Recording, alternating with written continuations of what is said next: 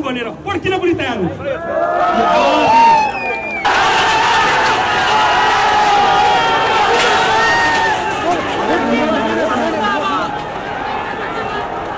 यो सडकमा रगत बगाउन पनि तयार हुन्छौँ।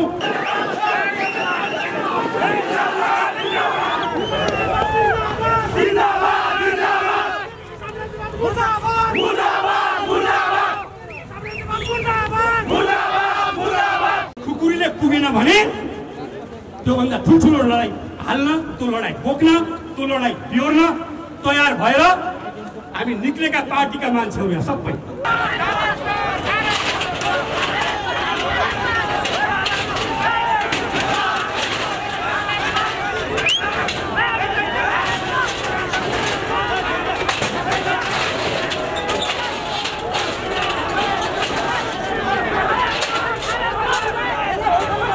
स्वास्थ्यको विषय छ, शिक्षाको विषय छ, रोजगारको विषय छ, तमाम विषयहरू छन्। महिलाहरूको विषय छ, दलितहरूको विषय छ, आदिवासीहरूको विषय छ, श्रमिकहरूको विषय छ, उत्पीडितहरूको विषय छ। यी सबै विषयलाई हल गर्नका निम्ति एउटा युद्धको अनिवार्य आवश्यकता छ नेपालमा।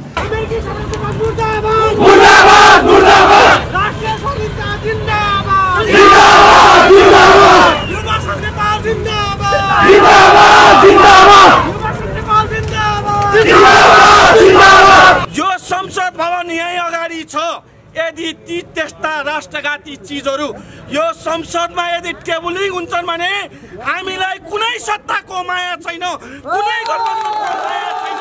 एमसीसी हामीलाई चाहिदैन, देश बेच्न पाइदैन, देश त्रयो होसियार होसियार होसियार। राष्ट्रघाती एमसीसी सम्झौता खारेज गर, खारेज गर, खारेज गर। बालुवाटारबाट रुँदै रुँदै बालकोटतिर गएका, बालकोटको खाँबो चितर्दै बसेका केपी ओलीहरू तिमीहरू राष्ट्रियताको आन्दोलनमा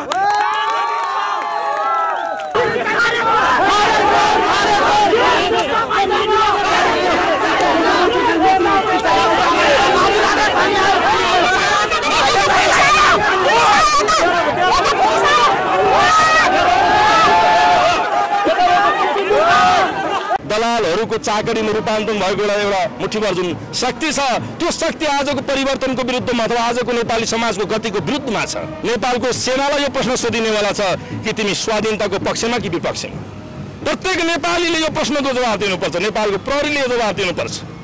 नेपालका सबै पुरानो राज्य संयन्त्रभित्रका कर्मचारीहरूले यो जवाब दिनुपर्छ। अर्थात् यो जवाब तपाईँले पनि दिनुपर्छ, मैले पनि दिनुपर्छ।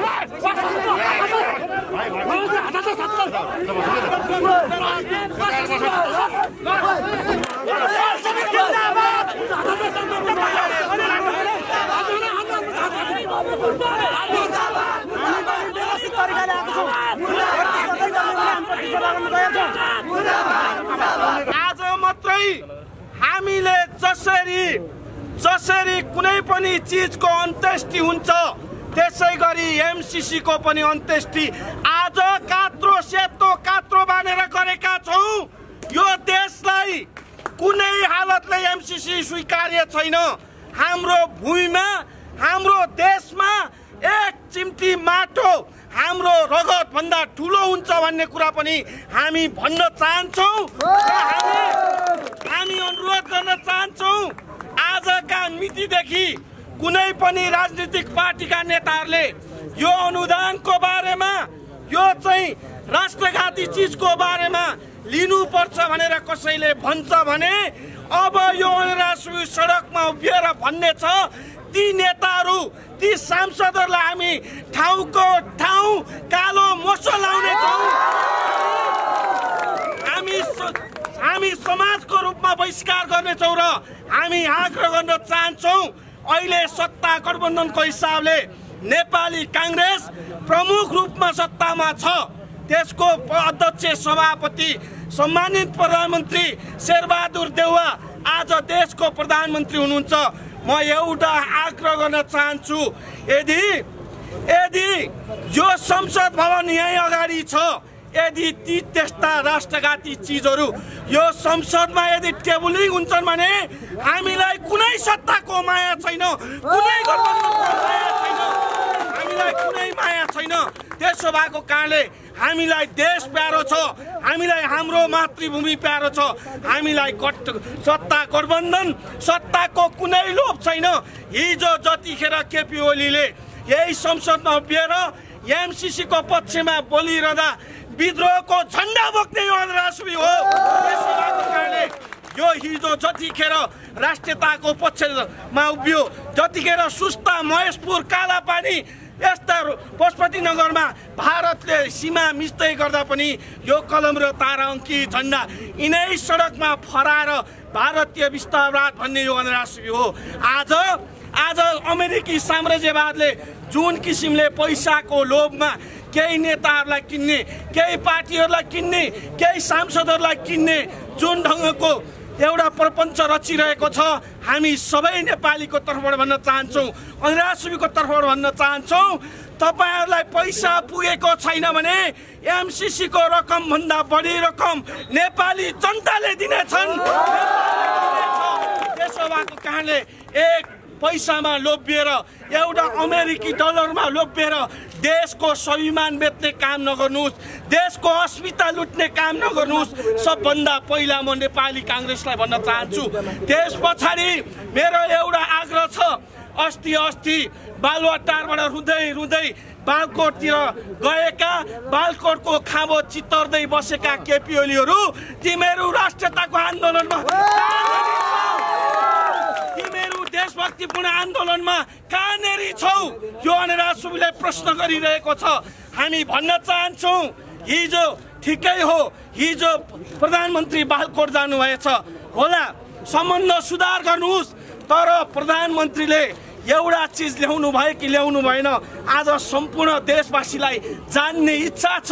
केपी ओलीको भत्किसकेको गलिसकेको राष्ट्रवादको झण्डा तपाईले यदि बालुवाटारमा चिराउनु भयो भने हिजो हामी सडकमा उभिएर केपी ओलीलाई खबरदार गर्ने मान्छे हौं, हिजो हामी देशभक्तिपूर्ण आन्दोलनको झण्डा बोक्ने मान्छे हौं। त्यसो भएको कारणले तपाईलाई त्यो सामन्त गोयलसँग टाँसिएको केपी ओलीको मन यदि पवित्र छैन भन्ने कुरा पनि तपाईले बुझ्नुपर्छ। हामी नेपाली कांग्रेसलाई हार्दिक अपील गर्न चाहन्छौँ र हामी भन्न चाहन्छौँ यो राष्ट्रियताको आन्दोलनमा सबै पार्टीहरू, सबै संगठनहरू, सबै चाहिँ जनता देशभक्तिमा पूर्ण नेपालीहरू सडकमा उभियौं, यो एमसीसीलाई जसरी पनि खारेज गरौं। हाम्रो आन्दोलन निरन्तर देशभरि चल्ने छ, यो अनरासुईको झण्डा निरन्तर फहराउने छ। यिनै कुरा राख्दै हामी भोलि पनि आन्दोलनमा उभिनेछौँ। यिनै कुरा राख्दै आजको यो दाह संस्कार कार्यक्रम समापन भएको घोषणा गर्छु। हस् त, धन्यवाद। लालसुला एमसीसी चाहिन्छ कि चाहिन्न त्यो मुख्य विषय पनि मुख्य होइन, अमेरिकालाई नेपालमा ल्याउनु पर्छ कि पर्दैन त्यो पनि मुख्य होइन। मुख्य विषय हाम्रो माटोको रक्षा गर्ने हो, मुख्य विषय हाम्रो स्वाधीनता रक्षा गर्ने हो, मुख्य विषय हामी हाम्रो देशमा सार्वभौम ढङ्गले बस्न पाउने हो।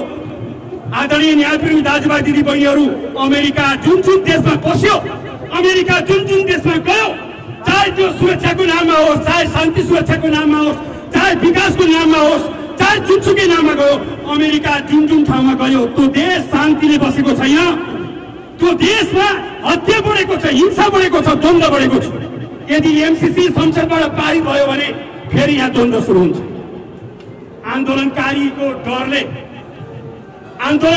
डरले आजको संसदको अधिवेशन पनि सारेको छ। यो कुरा बुझ्नु होला।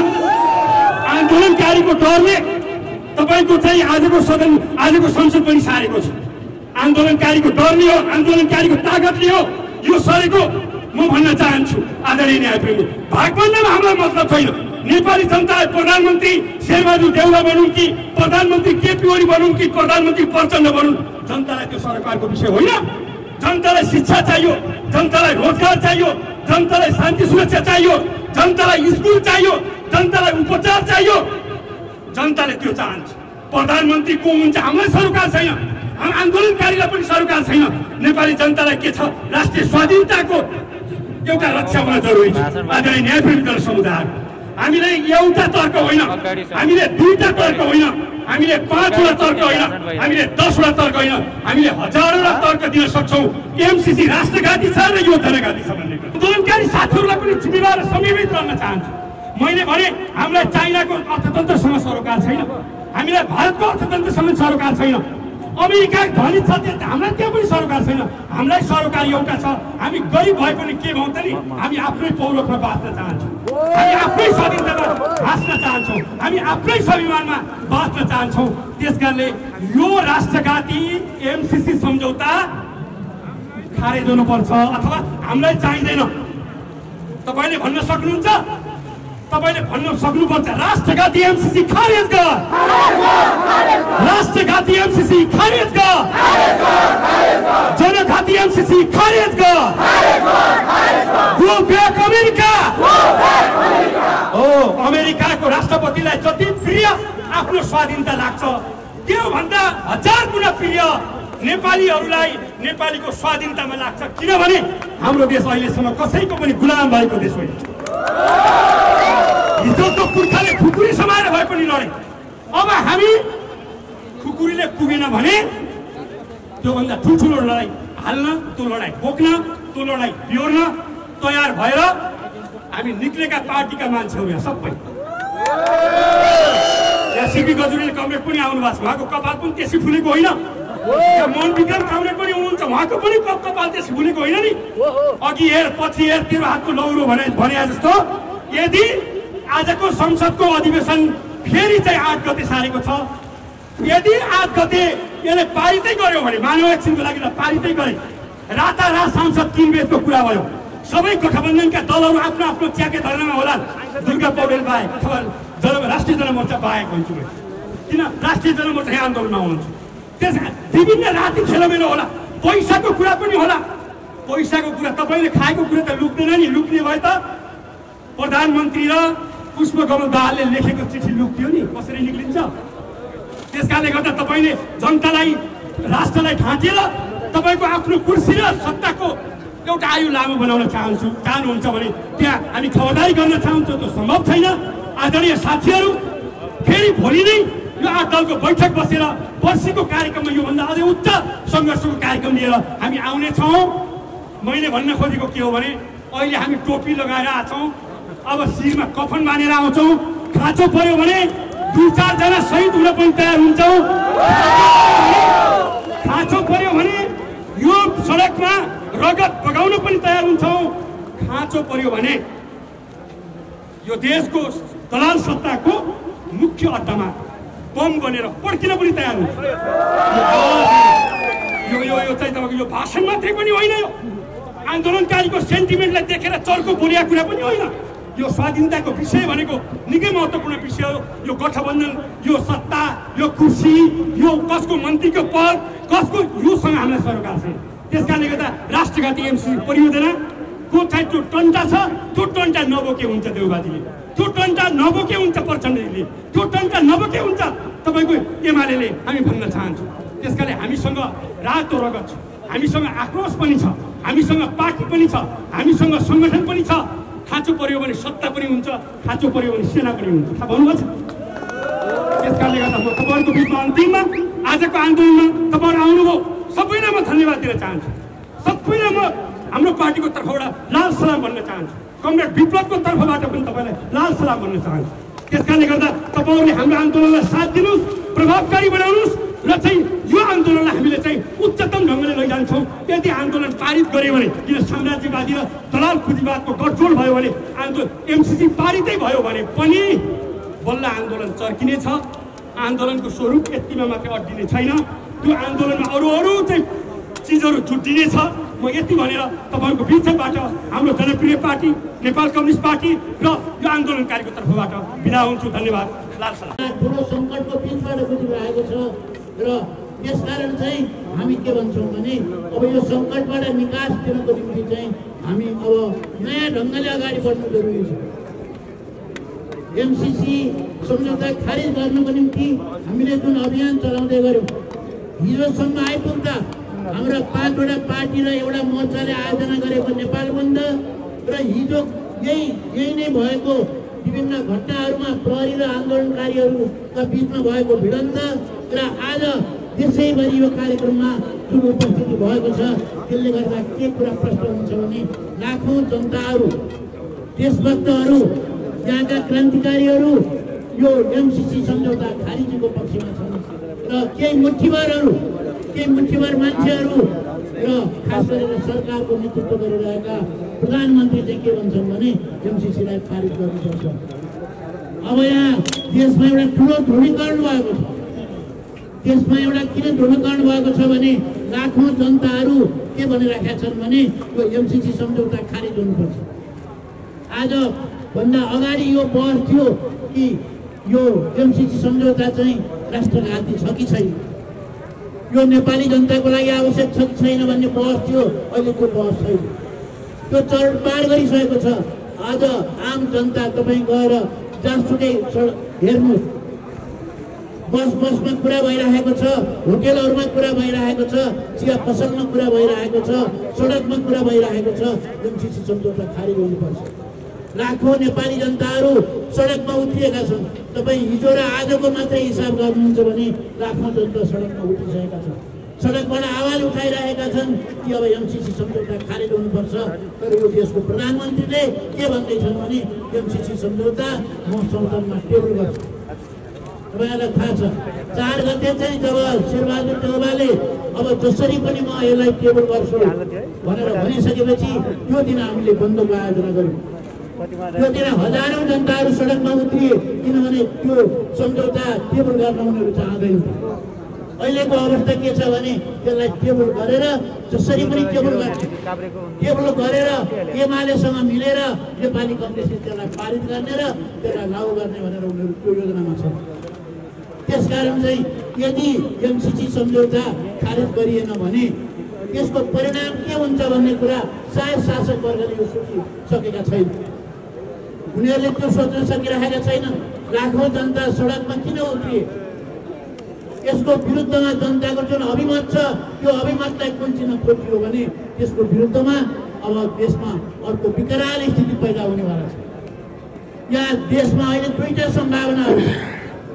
एउटा डरलाग्दो अवस्थातिर देश जान सक्छ। एउटा सम्भावना के छ भने अब यहाँ राष्ट्रिय युद्ध हुन्छ। त्यसकारण चाहिँ यहाँ 2टा सम्भावनाहरू छन्। एउटा राष्ट्रिय युद्ध हुन सक्छ। अब नेपाल एउटा राष्ट्रिय युद्धतिर जान सक्छ। कतिपयले एमसीसीलाई के गर्न खोजेका छन् भने 50 करोड अमेरिकन डलरमा मात्रै सीमित गर्न खोजेका छन्। 50 करोड अमेरिकन डलर पाइने भएको हुनाले एमसीसी सम्झौता चाहिँ लागू गर्नुपर्छ भनेर भनिरहेका छन्। विषय 50 करोडको मात्रै होइन। यदि नेपालमा एउटा राष्ट्रिय युद्ध भयो भने त्यसलाई पैसाले रोक्न सकिँदैन। त्यसकारण नेपाल एउटा राष्ट्रिय युद्धतिर जान सक्छ। हामी के भन्न चाहन्छौँ भने यो अवस्थाबाट देशमा जान नपाओस् भनेर हामीले उनलाई यो सुझाव दिएका हौँ। उनीहरूलाई यो जवाब सिर्जना गरेका हौँ कि देश एउटा राष्ट्रिय युद्धतिर जान गइनहाल। यदि देश राष्ट्रिय युद्धतिर गयो भने त्यो हाम्रो लागि क्रान्तिकारीको लागि झन् राम्रै कुरा हुन्छ। राष्ट्रिय युद्ध भयो भने यो देशमा नयाँ परिवर्तन आउँछ, यो व्यवस्था बदलिन्छ, सारा चिजहरू परिवर्तनहरू क्रान्तिद्वारा चाहिँ ठुल्ठुला परिवर्तनहरू हुँदाखेरि राष्ट्रिय युद्धले ठुलो भूमिका खेलेको हामीलाई थाहा छ। त्यसकारण एउटा सम्भावना के छ भने नेपाल राष्ट्रिय युद्धतिर जान सक्छ। अर्को सम्भावना आज सबै ठाउँमा बहस छ। कर्मचारीहरूको बिचमा पनि बहस छ, राजनीतिक पार्टीहरूका बिचमा बहस छ। र यहाँ प्रहरीहरूका बिचमा पनि बहस। हाम्रो कार्यक्रममा आएर गिरफ्तार भएर कस्टडीमा गएका प्रहरी कस्टडीमा जाँदाखेरि त्यहाँ साथीहरूले हामीलाई के बताउनुहुन्छ भने त्यहाँ त 2 थरी प्रहरी छन्। लाठीचार्ज गर्ने बेलामा पनि के भन्छन् भने कसैले लाठीचार्ज गर्नुपर्छ भन्छन्, कसैले देशभक्तलाई लाठी हाल्नु हुँदैन। यहाँको सेनामा पनि त्यो छ र हामीले एउटा खबर पढेका थियौँ। यहाँको प्रधान सेनापतिले चाहिँ पूर्वमा गएर के भनेर भने नेपाललाई अब चाहिँ विदेशीहरूको हातमा सुम्पिन लाग्यो, नेपाली सेना यदि त्यसो गर्यो भने नेपाली सेना चुप्लाएर बस्दैन भनेर भनेका। भनेपछि अब गृहयुद्ध भनेको के हो? अब सारा जनताहरू एउटा पक्षमा छन् र शासक वर्गहरू त्यसको विरुद्धमा गयो भने त्यसले एउटा गृहयुद्धको रूप लिन सक्छ।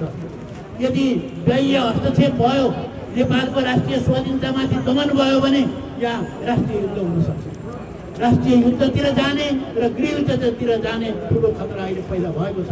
त्यसकारण हामी के भन्छौँ भने त्यो अवस्था आउन नदिनको निम्ति केही उपायहरू छन्।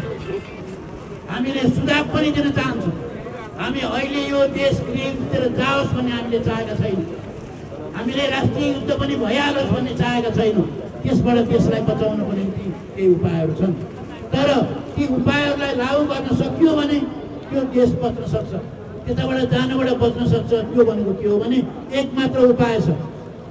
यहाँ अहिले सदनमा जुन चाहिँ यो राष्ट्रघाती चाहिँ एमसीसी जुन सम्झौता भएको थियो त्यो सम्झौतालाई अनुमोदन गर्नको निम्ति सदनमा जुन उनीहरूले टेबल गर्न खोजेका छन् त्यो एजेन्डालाई उनले फिर्ता लिन्छ। यदि शेरबहादुर देउवाले उनले नेतृत्व गरेको सरकारले त्यसलाई फिर्ता लिन्छ भने यो स्थिति नआउन सक्छ। हामी अमेरिकालाई पनि भन्न चाहन्छौँ, अघि मभन्दा अगाडिका साथीहरूले पनि भन्नुभएको छ कि अमेरिकाले चाहिँ जहाँ जहाँ गएको छ त्यहाँ अत्याचार गरेको छ। अमेरिकालाई हामी स्मरण गराउन चाहन्छौँ 1960-70 को दशकमा भियतनामबाट उनीहरू कसरी भाग्नु परेको थियो। भर्खरकै कुरा गर्नु धेरै समय पनि भएको छैन कि अफगानिस्तानबाट अमेरिकनहरू कसरी भाग्नु पर्यो। त्यसकारण चाहिँ त्यो कुरा अमेरिकनहरूले पनि बुझ्नुपर्छ र उनीहरूले त्यो अवस्था आउन नदिनको निम्ति हामी के भन्न चाहन्छौँ भने अमेरिकाले जुन अहिले दबाब सिर्जना गरिरहेको छ त्यो दबाब सिर्जना गर्न बन्द गर्नुपर्छ र उनीहरूले राष्ट्रघाती एमसीसीलाई फिर्ता लिने निर्णय गर्नुपर्छ। यदि त्यो भयो भनेदेखि यो अमेरिका लामो समयदेखि नेपालसँग 55-60 वर्षदेखि चाहिँ अमेरिकासँग हाम्रो सम्बन्ध रहँदै आएको छ। हामी के चाहन्छौँ भने नेपालीहरू के चाहन्छौँ भने अहिले नै अमेरिकाको यहाँ राजदूतावासलाई हटाउन पनि हामीले माग गरेका छैनौँ। अमेरिकालाई नेपालमा यहाँ कुनै पनि भूमिका खेल्न विकास गर्न दिँदैन पनि भनेका छैनौँ। तर उनीहरूले एमसीसी जस्तो राष्ट्रघाती सम्झौता उनीहरू लिएर नेपालमाथि दमन गर्नको निम्ति, नेपाललाई आफ्नो अधीनमा राख्नको निम्ति उनीहरूले जुन चाहिँ षड्यन्त्र गरिरहेका छन् त्यो कुरा हामीलाई मंजुर छैन। त्यसकारण चाहिँ अहिले जुन देशको स्थिति छ त्यो विकराल अवस्थामा छ र यो विकराल अवस्थामा गएको देशलाई ठिक ठाउँमा ल्याउने कुरा धेरै चुनौतीपूर्ण छ। त्यसकारण हामी 6वटा पार्टी र 2टा मोर्चाहरूले देशलाई त्यो विकराल अवस्थाबाट हामी कसरी चाहिँ देशलाई बचाउने, देशलाई सही बाटोतिर कसरी लैजाने र नेपाली जनतालाई कसरी चाहिँ उनीहरूलाई सारा सुविधा सम्पन्न गराउने, नेपाल राष्ट्रलाई कसरी बचाउने भन्ने कुरा हामीले सोचेर नै यो कार्यक्रमको आयोजना गरेका हौँ। यदि सरकारले यो कुरा मानेन भने, स्वीकार गरेन भने त्यसको जवाफदेही यो सरकारले गर्नै हुन्छ।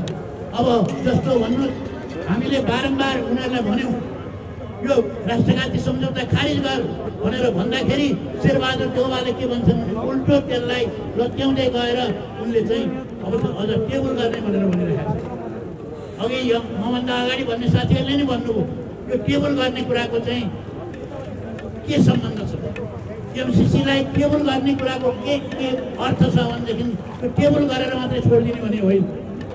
अहिले शेरबहादुर देउवाले त्यसलाई टेबल गर्ने, त्यहाँबाट गएर त्यसलाई चाहिँ पारित गर्ने र त्यसलाई चाहिँ एमाले चाहिँ नेकपा एमाले त्यसलाई स्वीकार गर्ने, उनले प्रस्ताव गर्ने अनि उनीहरूले त्यसलाई पारित गरिदिने, टेबल गर्ने बित्तिकै उनीहरू पारित गर्नेमा छन्। त्यसकारण हामी यो टेबल हुन दिन चाहन्छौँ। हुन त मान्छे हुनेवाला छैन, टेबल गर्नुको मतलब हो यसलाई पारित गर्नु। त्यसकारण यसलाई टेबल गर्न दिनु हुँदैन। त्यसकारण जुन दिन उनीहरूले टेबल गर्ने भनेर भनेका छन् त्यही दिन हामीले चाहिँ त्यो कार्यक्रम आयोजना गऱ्यौँ। अस्ति 4 गते टेबल हुने कुरा गरी पक्का थियो। शेरबहादुर देउवाले त्यो प्रयास पनि गरेका थिए, उनले चाहिँ टेबल गर्ने भनेर, त्यो प्रस्तावलाई दर्ज गर्ने भनेर, अनि त्यहाँबाट तुरुन्त पास गर्ने उनीहरूको योजना थियो। त्यसकारण त्यसको विरुद्धमा हामीले नेपाल बन्दको आयोजना गऱ्यौँ। त्यहाँबाट चाहिँ संसद घेराउ भयो, त्यहाँबाट त्यो उनीहरूले प्रस्तावबाट उनीहरू ब्याक भयो। त्यसबाट पछि हट्न उनी बाध्य भयो। बाध्य भइसकेपछि अब ठिकै छ, एकपल्ट उनीहरूले त्यो पाठ सिकिसकेपछि त त्यसलाई खारेज गर्नुपर्छ, फिर्ता लिनुपर्छ। फिर्ता लिने काम चाहिँ गरेन। उनले के गरे भने अझ 2 दिन चाहिँ पर सार्ने भन्ने फेरि सम्झौता गरे। यो चाहिँ के भयो त भने उही एउटा भर्खर चाहिँ ब्याएको चाहिँ पाडाले चाहिँ त्यो गोटाहरू फाले जस्तो 2 दिन चाहिँ पर सार्ने, अर्को 2 दिन पर सार्ने, र उनले नै 2 दिन पर सारेर आजलाई ल्याएका थिए।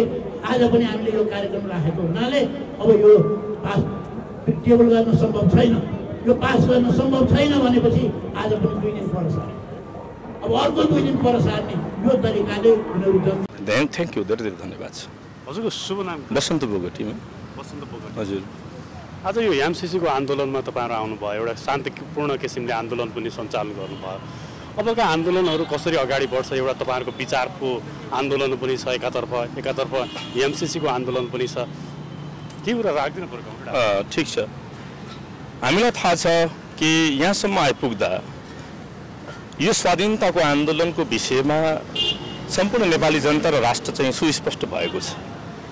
यो स्वाधीनताको मुभमेन्ट आजको सन्दर्भमा नेपाली जनताको मुक्ति, न्याय, स्वाधीनता र समृद्धिको मुभमेन्टको रूपमा, अर्थात् नेपाली क्रान्तिको एउटा नयाँ मन्जिलको रूपमा, एउटा नयाँ आयामको रूपमा हाम्रो अगाडि देखा परेको छ, खडा भएको छ। र यो आन्दोलनलाई मात्रै स्वाधीनताको उचाइबाट मात्रै हामीले बुझ्यौँ भने फेरि पनि यो क्रान्तिलाई, यो आन्दोलनलाई, यो विद्रोहलाई हामीले सही दिशा दिन सक्दैनौँ। आजको स्वाधीनताको प्रश्न यहाँको राज्य सत्ताको प्रश्न हो, यो व्यवस्थाको प्रश्न हो, यहाँका दलालहरूको प्रश्न हो, संसदवादीहरूको प्रश्न हो। स्वाधीनताको प्रश्नलाई यहाँ जोडेर हेर्नुपर्छ। पहिलो कुरा हामी त्यो भन्न चाहन्छौँ। यदि यो राज्य सत्ता र व्यवस्थाको प्रश्न स्वाधीनताको प्रश्न हो भने यसको हल विशुद्ध हामीले स्वाधीनतासँग मात्रै खोजेर प्राप्त गर्न सक्दैनौँ, किनकि नेपाली जनताले स्वाधीनताको लडाइँ जो लडिरहेको छ, म तपाईँलाई अलिकति इतिहासतिर फर्काउन चाहन्छु।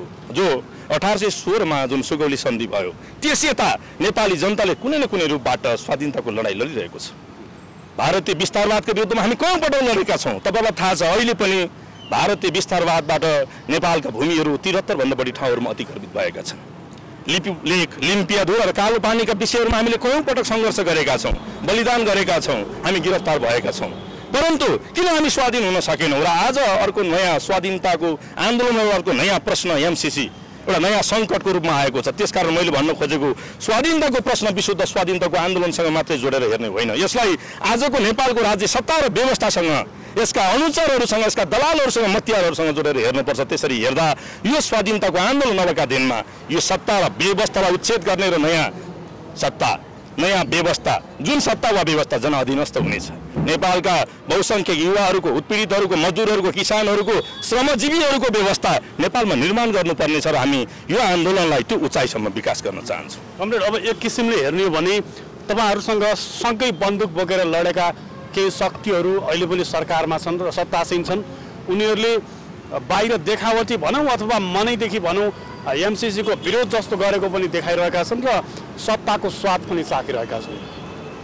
यो बिचमा तपाईँहरू त्यो शक्तिलाई, हिजो सँगै बन्दुक बोकेर हिँडेका शक्तिहरू र आज सत्तामा रहेर बाहिर आन्दोलन गरिरहेका, एमसीसीको विरोध गरिरहेका शक्तिहरू, एक किसिमले हेर्ने हो भने सरकारको प्रमुखले ल्याएको नीति तथा कार्यक्रम भनेको सरकारमा भागीदार हुने सबै राजनीतिक दलहरूको नीति तथा कार्यक्रम हो, तर आज त्यो देखिँदैन। के भन्नु? ठिक छ, तपाईँले जुन विषय राख्नु भएको छ कि यसमा दुईवटा चिजहरूमा हामीले ध्यान दिनुपर्ने हुन्छ कि एउटा युद्ध र क्रान्तिको प्रक्रियाबाट एउटा समाज, एउटा व्यवस्था वा एउटा राज्य निर्माण हुन्छ। स्वयं नेपालको कुरा गर्नुहुन्छ भने इतिहासमा कयौँ त्यस प्रकारका युद्ध र क्रान्तिको प्रक्रियाबाट नेपाल राज्य निर्माण भएको छ र पछिल्लो राज्य व्यवस्थाको कुरा गर्नु समुच्चायको रूपमा ऐतिहासिक जनयुद्ध, जनआन्दोलन, जनविद्रोह हामीले लिन सक्छौँ, परन्तु समाजलाई अगाडि बढाउने सन्दर्भमा एउटै मात्र युद्ध वा क्रान्ति त्यो पर्याप्त छैन, किनकि इतिहासले हामीलाई गरेको निर्देश के हो भने समाजलाई अगाडि बढाउने सन्दर्भमा वर्तमान जब इतिहासबाट शासित हुन स्वीकार गर्छ, वर्तमानले नयाँ युद्ध, नयाँ क्रान्ति, नयाँ विद्रोहको माग गर्छ। त्यो सामाजिक गति यसको अन्तर्विरोध र चेतनासँग सम्बन्धित छ। त्यसरी हेर्दा एउटा पङ्क्ति युद्धबाटै आएको एउटा पङ्क्ति पनि यथास्थितिवादी कित्तमा बदलिन सक्छ, जो हामी देख्न सक्छौँ नेपालको राजनीतिमा त्यसो भएको छ। यसको अर्थ यो होइन कि त्यो यथास्थितिवादी विचारले नेपालको क्रान्तिलाई वा आजको युगको विद्रोहलाई रोक्न सक्दैन, छेकबार गर्न सक्दैन। र हामीले भनेको कुरा के हो भने आज नेपालमा हामीले जुन विद्रोह अगाडि बढाउन चाहँदैछौँ त्यो आजको नेपालको समाजको गति र अन्तर्विरोध यसको चेतनाका आधारमा निर्माण हुने विचार नेतृत्व र आन्दोलनको कुरा हामीले गरिरहेका छौँ। जहाँसम्म त्यहाँ ती साथीहरूको विरोधको प्रश्न छ कि त्यहाँभित्र हामीले दुईवटा चिजहरूलाई ध्यान दिन जरुरी छ कि त्यहाँभित्र एउटा ठुलो पङ्क्ति छ जसले नेपाली जनता र राष्ट्रको स्वाधीनता चाहन्छ, अधिकार चाहन्छ, मुक्ति चाहन्छ, समृद्धि चाहन्छ। त्यो कुरा हामीले बिर्सनु हुँदैन। परन्तु त्यहाँको एउटा मुठीभर दलालहरूको चाकरीमा रूपान्तरण भएको एउटा मुठीभर जुन शक्ति छ, त्यो शक्ति आजको परिवर्तनको विरुद्धमा अथवा आजको नेपाली समाजको गतिको विरुद्धमा छ। त्यो कुरा हामीले बुझेका छौँ र मसिनो गरी हामीले बुझेका छौँ। जहाँसम्म अहिले सडकमा प्रदर्शन गर्नुभएको छ कि त्यो स्वागत योग्य कुरा छ। तर यो प्रदर्शन यदि यो प्रदर्शन वास्तवमा जनताको स्वाधीनता र मुक्तिको प्रदर्शन हो भने अब एउटा ध्रुवीकरण हुन जरुरी छ। नेपालमा एउटा ठुलो ध्रुवीकरण हुन जरुरी छ। यो राजनीतिक क्षेत्रको ध्रुवीकरणको मात्र विषय मैले गरिरहेको छैन। सिङ्गो पुरानो राज्य सत्ता र व्यवस्थाभित्र पनि एउटा ध्रुवीकरण हुन जरुरी छ कि एक दिन एउटा यस्तो समय आउँदैछ निकट समयमा कि हरेक नेपालीले प्रश्न सोध्नेवाला छ, नेपालको सेनालाई यो प्रश्न सोधिनेवाला छ कि तिमी स्वाधीनताको पक्षमा कि विपक्षमा। प्रत्येक नेपालीले यो प्रश्नको जवाब दिनुपर्छ। नेपालको प्रहरीले यो जवाब दिनुपर्छ, नेपालका सबै पुरानो राज्य संयन्त्रभित्रका कर्मचारीहरूले यो जवाब दिनुपर्छ। अर्थात् यो जवाब तपाईँले पनि दिनुपर्छ, मैले पनि दिनुपर्छ। त्यो दिन हामी कहाँ उभिन्छौँ?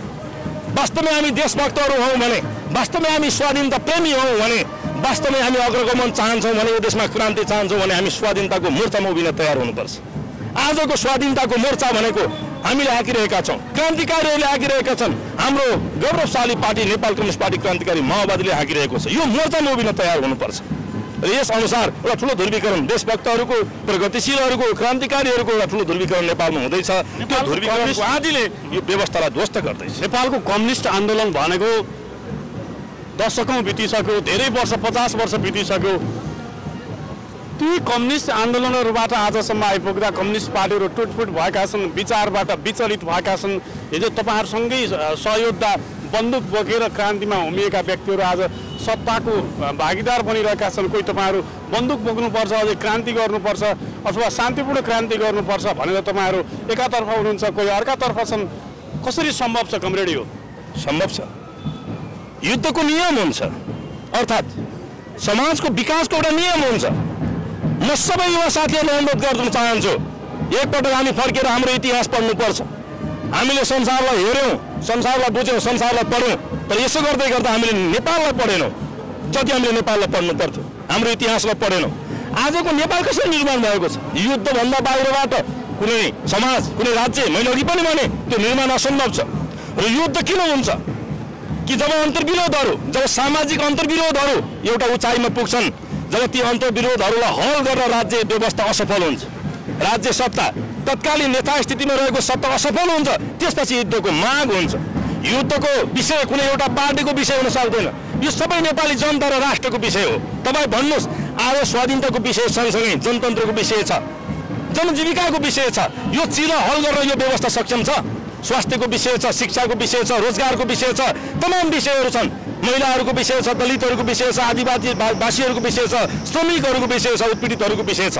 यी सबै विषय जहाँसम्म यसको शान्तिपूर्ण कुरा गर्नुभएको छ कि युद्ध निर्मम हुन्छ। कामरेड मित्रहरू, युद्ध निर्मम हुन्छ। साथीहरू, हामीले बुझ्नुपर्छ, निर्मम हुन्छ।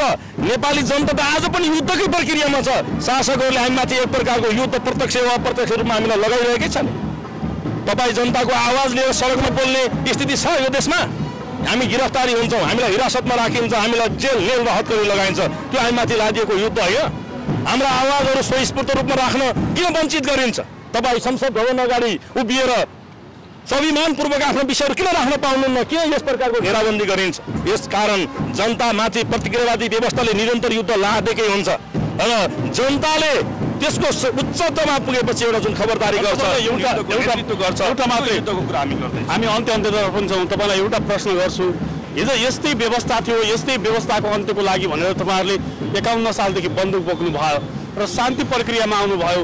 शान्ति प्रक्रियामा आइपुग्दा केही शक्ति अथवा भनौँ केही सङ्गठन त्यही पार्टीभित्रका तपाईँहरू फुटेर जानुभयो, तपाईँहरूलाई त्यो व्यवस्था फेरि मन परेन, अनि फेरि भोलि तपाईँहरूले तपाईँहरूको नेतृत्वमा राज्य सत्ता आइपुग्दा फेरि अर्को टिमलाई मन नपर्ला। अहिले कहिलेसम्म यो क्रान्ति, कहिलेसम्म यो अराजक किसिमको क्रियाकलाप, कहिलेसम्म नेपाली जनता, जबसम्म तपाईँ यो दुनियाँमा जबसम्म श्रमजीवी, जबसम्म सर्वहारा वर्ग रहन्छ, जबसम्म सर्वहारा वर्ग र जबसम्म पुँजीपति वर्ग रहन्छ, जबसम्म श्रमिक र मालिक बीचको अन्तर्विरोध कायम रहन्छ, युद्ध त्यो समयसम्म रहन्छ।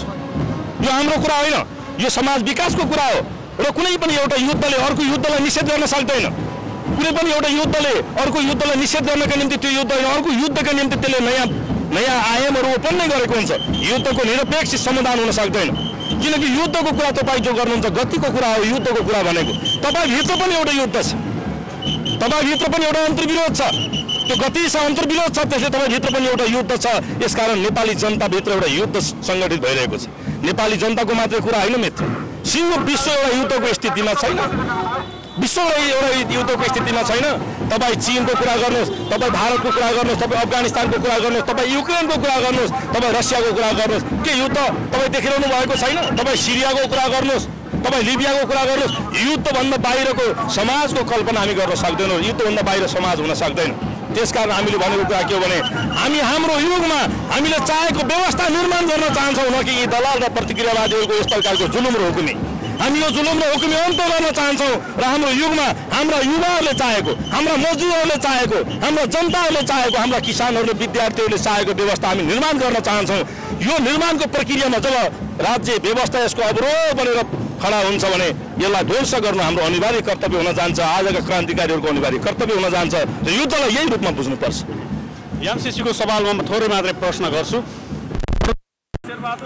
एमसिसीलाई जुनसुकै हालतमा लागू गर्ने यो राष्ट्र हितमा छ, म कहाँ राष्ट्रघाती, मलाई देशको माया छैन भनेर भनिरहँदा अब सत्ताधारी केही दलहरूले एमसिसीलाई सपोर्ट गरिरहेका छैनन्, जसकारण हिजो बालकोटमा गएर प्रधानमन्त्रीले ओलीसँग भेटवार्ता गर्नुभएको छ र एक किसिमको समीकरण के देखिन्छ भने कुनै हालतमा सत्ताधारी पार्टीहरूले सपोर्ट नगरे एमाले र कङ्ग्रेस मिलेर भए पनि एमसिसी पास गरेर देखिन्छ। यस्तो अवस्थामा अब देश र जनताको ध्यान विप्लवतिर छ अथवा भनौँ क्रान्तितर्फ छ भनेर तपाईँहरूले भनिरहनु भएको छ र एमसिसीको विरोधमा पनि छ देश र जनताको ध्यान। अब यो अवस्थामा तपाईँहरूले आन्दोलनका कार्यक्रमहरू, तपाईँका क्रान्तिका कार्यक्रमहरू कसरी अगाडि बढाउनु? निश्चित रूपमा मैले तपाईँलाई भनेको छु नि, युद्ध र क्रान्तिलाई जनताले दिशानिर्देश गर्छ र हामीलाई के अनुभूति भएको छ भने जनता आजको स्वाधीनताको लडाइँमा विजयका निम्ति कुनै पनि प्रकारको युद्ध, कुनै पनि प्रकारको विद्रोह र आन्दोलनका निम्ति तयार छ। मैले यसो भन्नुको तात्पर्य के हो भने मैले यसो भन्नुको तात्पर्य आजको नेपालको युवा, आजको नेपालको मजदुर, किसान, विद्यार्थी वा श्रमजीवी उत्पीडित जनसमुदाय यो सत्ता र व्यवस्थालाई ध्वंस गर्नका निम्ति अर्को ठुलो महाविद्रोह, अर्को ठुलो युद्ध त्यसको तयारीमा छ। र यदि शासकहरू जनताको यो खबरदारीका अतिरिक्त पनि त्यो दुस्साहस गर्ने हरकतमा राख्छन् भने संसद भवनहरू कब्जा गरिनेछ। नेपाली जनताले संसद भवन कब्जा गर्नेछ, हाम्रो पार्टीले त्यसको नेतृत्व गर्नेछ। नेपाली जनताले सिंहदरबार कब्जा गर्नेछ, शीतल निवास कब्जा गर्नेछ, बालुवाटार कब्जा गर्नेछ, सबै यसका पुराना सत्ता र संयन्त्रहरू नेपाली जनताले कब्जा गर्नेछ। त्यस दिन हाम्रो पार्टी नेपाली जनता र राष्ट्रको नेतृत्व दिनका निम्ति सडकमा हुनेछ, हामी तपाईँहरूसँग हुनेछ। तपाईँहरू सधैँ युद्धको कुरा गर्नुहुन्छ, तपाईँ सधैँ बन्दुक उठाउने कुरा गर्नुहुन्छ, हरेक कुराहरू क्रान्तिका कुराहरू गर्नुहुन्छ। यो गर्दै गर्दा तपाईँहरूले गरेको 10 वर्ष जनयुद्धमा कैयन हजार मान्छेहरू मारिएका थिए, जस कारणले गर्दा आमाको काख रेतिएको छ कमरेड, एउटा पत्नीको सिउँदो पुछिएको छ। अझै तपाईँहरू कस्तो क्रान्ति चाहनुहुन्छ यो देशमा? युद्धको प्रक्रियामा ठुल्ठुला बलिदानहरूको, ठुल्ठुला परिवर्तनहरूको पूर्व सन्ध्यामा यस प्रकारको बलिदान हुन्छ। यो हाम्रो नेपालको मात्रै होइन, नेपालको मात्रै परिवर्तन होइन, शान्तिपूर्ण परिवर्तनका निम्ति बाटो को छ? तपाईँले बन्दुकको कुरा गर्नुभयो, अहिले हामीसँग बन्दुक कोसँग छ? हामीसँग बन्दुक छ, तर सडकमा हामीलाई निषेध गर्न आएको शक्ति बन्दुक लिएर आएको छ। जब तपाईँ र मेरो युद्ध अथवा तपाईँ र मेरो सङ्घर्ष, तपाईँ र मेरो झगडा, लडाइँ यदि विचारमा हुन्छ भने विचारले सामना गर्न सक्छौँ, तपाईँ गर्नुहुन्छ। तपाईँ र मेरो उदाहरण दिन्छु म, तर त्यो हाम्रो प्रतिस्पर्धामा, त्यो हाम्रो बहसमा, त्यो हाम्रो सङ्घर्षमा यदि मैले वा तपाईँले त्योभन्दा अगाडि बढेर मैले वा तपाईँको विरुद्धमा, तपाईँले हाम्रो एकअर्काको विरुद्धमा हतियार उठाउने परिस्थिति बन्यो भने के हुन्छ? त्यसबेला विद्रोह गर्नु, हतियार उठाउनु, बन्दुक उठाउनु जनताको निम्ति अनिवार्य कर्तव्य हुन जान्छ। त्यो हामीले के बुझ्नु हुँदैन भने हामीले बन्दुकको कुरा गर्दा हामीले शान्तिलाई बिर्सेका छौँ भन्ने कुरा बिर्सनु हुँदैन, के बिर्सेका छौँ भन्ने कुरा बुझ्नु हुँदैन। हामीले जुन युद्धको कुरा गरिरहेका छौँ कि त्यो शान्तिका निम्ति यो कुरा गरिरहेका छौँ कि आज यो राज्य सत्तासँग प्रतिक्रियावादी व्यवस्थासँग लाखौँको सङ्ख्यामा सेनाहरू छन्, प्रहरीहरू छन् र उनीहरू हतियारबद्ध छन्, उनीहरूसँग बन्दुक छन्। के निम्ति हो त्यो? आज अमेरिकी साम्राज्यवादले करोडौँ अरबौँ डलर युद्धका निम्ति खर्च गरिरहेको छ, हतियार उत्पादनमा खर्च गरिरहेको छ। के निम्ति किन गरिरहेको छ त्यो? कि शासकहरू हतियार उत्पादन गरेर शान्तिको कामना गर्न सक्छन्। यदि साँच्चै शान्तिको कामना गर्ने हो भने फुल रोपाउन, शिक्षा रोपाउन, स्वास्थ्य रोपाउन, जनतालाई अधिकार दिउन। हामीले त यही भनेका छौँ नि। त्यसैले उनीहरू जब हतियार बोकेर जनताका आवाजहरूमाथि दमन गर्ने दुस्साहस गर्छन्, कुचेष्टा गर्छन् कि त्यति बेला जनताले हतियार उठाउनु अनिवार्य हुन जान्छ। उठाउनै पर्छ। यो मेरो मात्रै प्रश्न होइन, हाम्रो पार्टीको मात्रै प्रश्न होइन, यो तपाईँको पनि प्रश्न हो। उठाउनै पर्छ, अनिवार्य हुन्छ यो कुरा हो। हुन्छ, तपाईँले अमूल्य समय दिनुभयो, तपाईँ धेरै धेरै धन्यवाद। हाम्रा विचारहरू तपाईँहरूको चाहिँ सुनौलो खबर मिडिया मार्फत, जो सुनौलो नेपाल मिडिया मार्फत लैजाने जुन अवसर दिनुभयो त्यसका निम्ति म तपाईँहरूलाई धेरै धेरै धन्यवाद दिन चाहन्छु। धन्यवाद।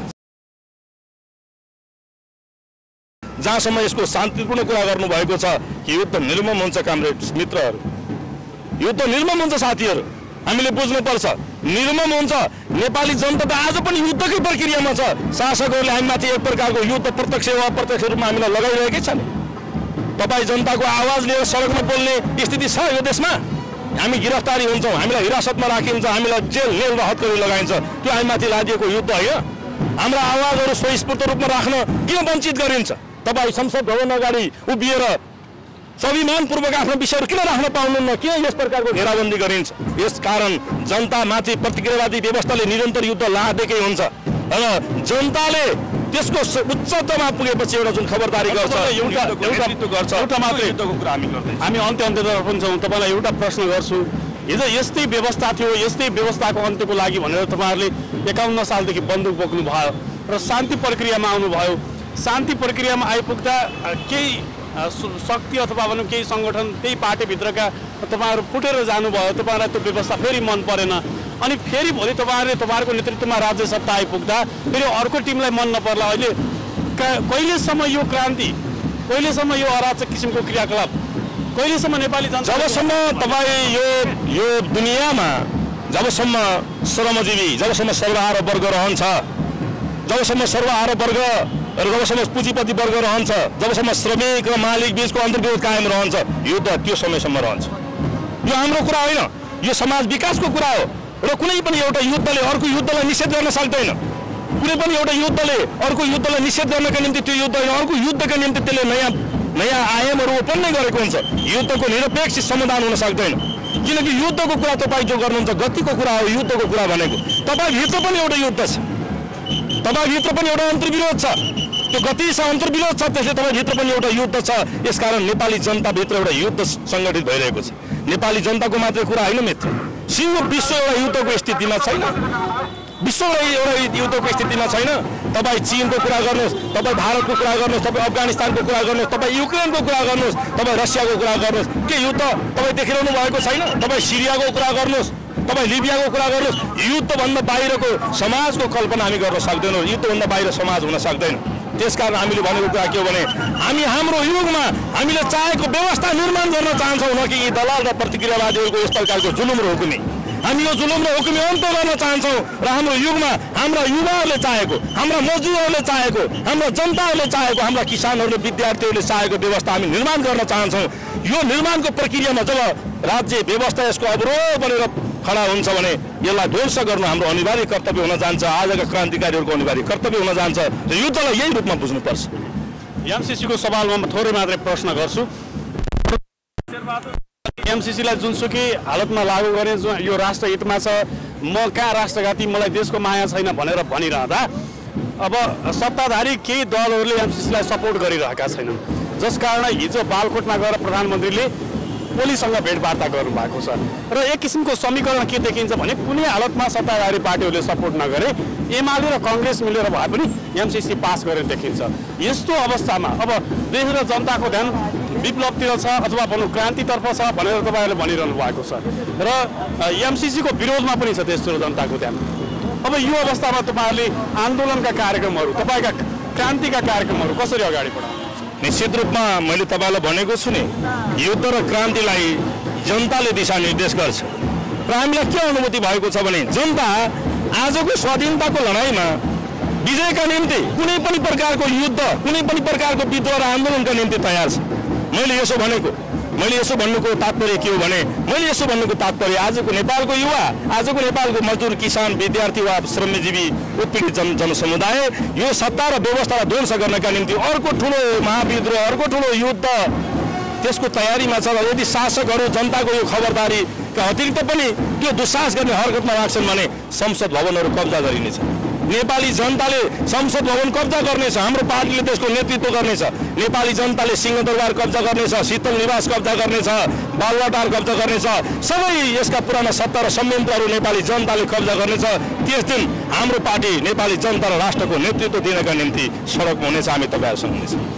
तपाईँहरू सधैँ युद्धको कुरा गर्नुहुन्छ, तपाईँ सधैँ बन्दुक उठाउने कुरा गर्नुहुन्छ, हरेक कुराहरू क्रान्तिका कुराहरू गर्नुहुन्छ। यो गर्दै गर्दा तपाईँहरूले गरेको 10 वर्ष जनयुद्धमा कैयन हजार मान्छेहरू मारिएका थिए, जस कारणले गर्दा आमाको काख रेतिएको छ कमरेड, एउटा पत्नीको सिउँदो पुछिएको छ। अझै तपाईँहरू कस्तो क्रान्ति चाहनुहुन्छ यो देशमा? युद्धको प्रक्रियामा ठुल्ठुला बलिदानहरूको, ठुल्ठुला परिवर्तनहरूको पूर्व सन्ध्यामा यस प्रकारको बलिदान हुन्छ। यो हाम्रो नेपालको मात्रै इतिहासमा होइन, नेपालको मात्रै परिवर्तन होइन, शान्तिपूर्ण परिवर्तनका निम्ति बाटो को छ? तपाईँले बन्दुकको कुरा गर्नुभयो, अहिले हामीसँग बन्दुक कोसँग छ? हामीसँग बन्दुक छ, तर सडकमा हामीलाई निषेध गर्न आएको शक्ति बन्दुक लिएर आएको छ।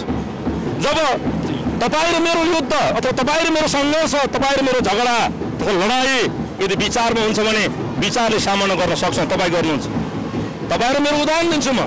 तर त्यो हाम्रो प्रतिस्पर्धामा, त्यो हाम्रो बहसमा, त्यो हाम्रो सङ्घर्षमा यदि मैले वा तपाईँले त्योभन्दा अगाडि बढेर मैले वा तपाईँको विरुद्धमा, तपाईँले हाम्रो एकअर्काको विरुद्धमा हतियार उठाउने परिस्थिति बन्यो भने के हुन्छ? त्यसबेला विद्रोह गर्नु, हतियार उठाउनु, बन्दुक उठाउनु जनताको निम्ति अनिवार्य कर्तव्य हुन जान्छ। त्यो हामीले के बुझ्नु हुँदैन भने हामीले बन्दुकको कुरा गर्दा हामीले शान्तिलाई बिर्सेका छौँ भन्ने कुरा बिर्सनु हुँदैन, के बिर्सेका छौँ भन्ने कुरा बुझ्नु हुँदैन।